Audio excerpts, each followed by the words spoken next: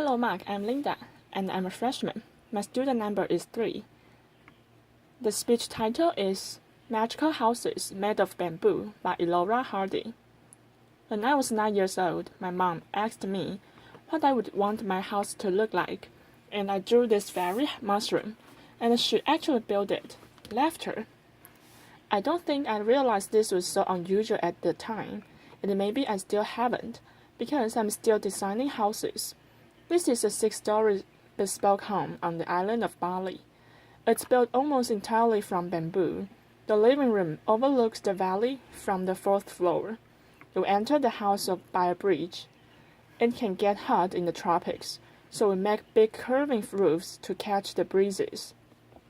But some rooms have tall windows to keep the air conditioning in and the bugs out. This room we left open. We made an air-conditioned, tented bed, and one client wanted a TV room in the corner of her living room. Boxing off an area with tall walls just didn't feel right, so instead we made this giant woven pot. Now we do have all the necessary luxuries, like bathrooms. This one is a basket in the corner of the living room, and I've got to tell you, some people actually hesitate to use it. We have not quite figured out our acoustic insulation. Laughter. So there are lots of things that we are still working on. But one thing I have learned is that bamboo will treat you if you use it right. Will treat you well if you use it right. It's actually a wild grass.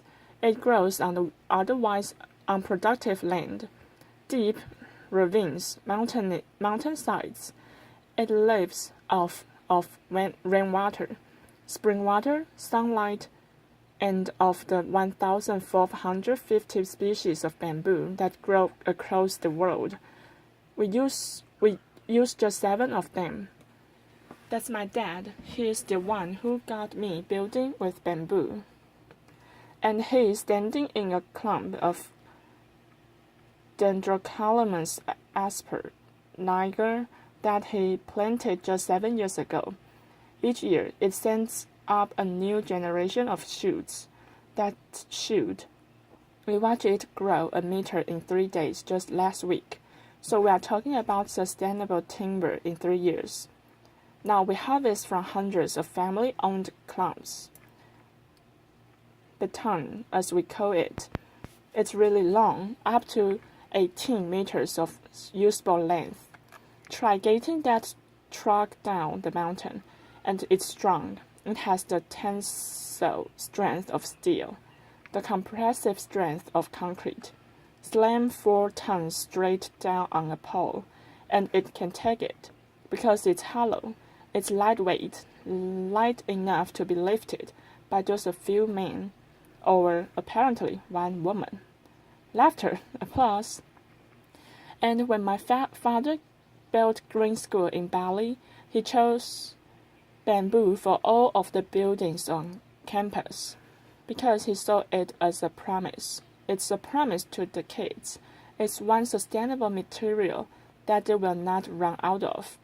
And when I first saw these structures under construction about 6 years ago, I just thought, this makes perfect sense. It's growing all around us. It's strong. It's elegant. It's earthquake resistant. Why hasn't this happened sooner? And what can we do with it next? So, along with some of the original builders of Green School, I founded Ibuku. Ibu means mother, and Ku means mine, so it represents my Mother Earth. And at Ibuku, we are a team of artisans, architects, and designers, and what we are doing together is creating a new way of building. Over the past 5 years together, we have built over 50 unique structures, most of them in Bali. 9 of them are at Green Village. You've just seen inside some of these homes, and we filled them with bespoke furniture. We surrounded them with veggie gardens.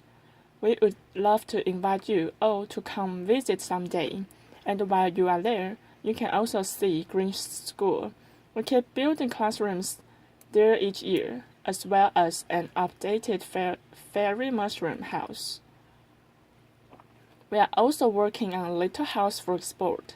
This is traditional Sambanensis home that we replicated, right down to the details and the textiles. A restaurant with an open-air kitchen. It looks a lot like a kitchen, right? And a bridge that spans 22 meters across the river. Now, what we are doing it's not entirely new. From little huts to elaborate bridge like this one in Java, bamboo has been in use across the tropic regions of the world for literally tens of thousands of years. There are islands and even continents that were first reached by bamboo rafts.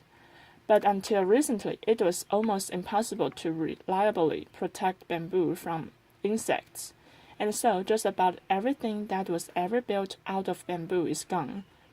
Unprotected bamboo weathers. Unthreaded bamboo gets eaten to dust, and so that's why most people, especially in Asia, think that you couldn't be poor enough or rural enough to actually want to live in a bamboo house. And so we thought, what will it take to change their minds, to convince people that bamboo is worth building with, much less worth a spring to? First, we needed self-treatment solutions. Borax is a natural salt. It turns bamboo into a viable building material. Treat it properly, design it carefully, and the bamboo structure can last a lifetime.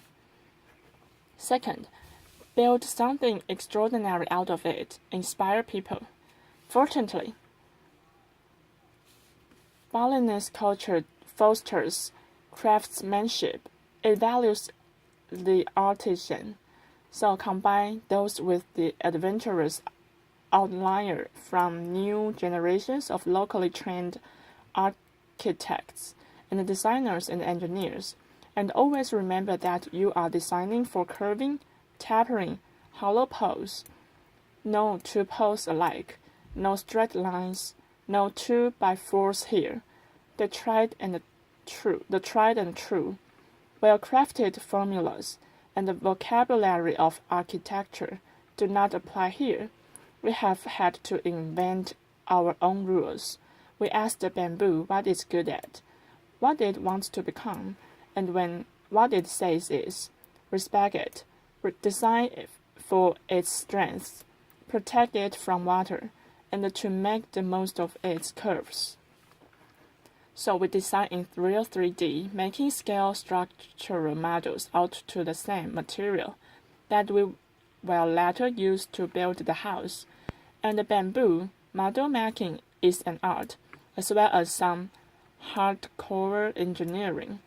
So that's the blueprint of the house, laughter. And we bring it to site. And with tiny rules, we measure each pole and consider each curve, and we choose a piece of bamboo from the pile to replicate that house on site.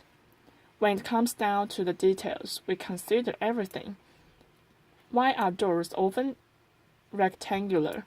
Why not round? How could you make a door better? Well, its hinges battle with gravity, and gravity will always win in the end. So why not have it pivot on the center where it can stay balanced? And while you are at it, why not doors shaped like teardrops? To reap the selective benefits and work within the constraints of this material, we have really had to push ourselves, and within that constraint, we have found space for something new. It's a challenge. How do you make a ceiling if you don't have any flat boards to work with? Let me tell you, sometimes I dream of sheet rock and plywood, laughter. But if what you've got is skilled craftsman and its beastly little splits, weave the ceiling together, stretch a canvas over it, lacquer it. How do you design the durable kitchen countertops that do justice to this curving structure you've just built? Slice up a boulder like a loaf of bread, hand carve each to fit the other. Leave the crust on, and what we are doing, it's almost entirely handmade. The structural connections of our buildings are reinforced by steel joints, but we use a lot of hand-whittled bamboo pins. There are thousands of pins in each floor. This floor is made of glossy and durable bamboo skin. You can feel the texture on the bare feet. And the floor that you walk on, can it affect the way that you walk? Can it change the footprint that you will ultimately leave on the world? I remember being 9 years old and feeling wonder and possibility and a little bit of idealism. And we've got a really long way to go. There's a lot left to learn.